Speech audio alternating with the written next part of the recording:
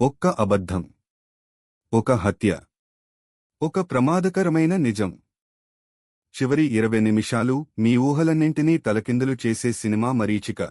సాధారణంగా కనిపించే ఒక యువతి జీవితంలోకి అనుకోకుండా ప్రవేశించిన ఓ మహిళ.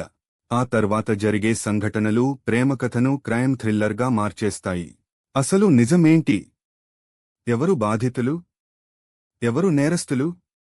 ఇదే సినిమా ప్రధాన కథ. వెంకటలక్ష్మి జీవితంలోకి మారీచిక అనే మహిళ రావడంతో అన్నీ మారిపోతాయి.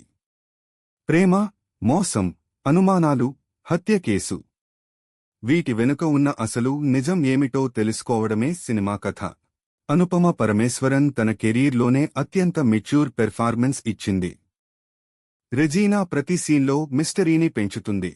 డైరెక్టర్ కథను నెమ్మదిగా అల్లుతూ ప్రేక్షకులను సస్పెన్స్లో ఉంచాడు.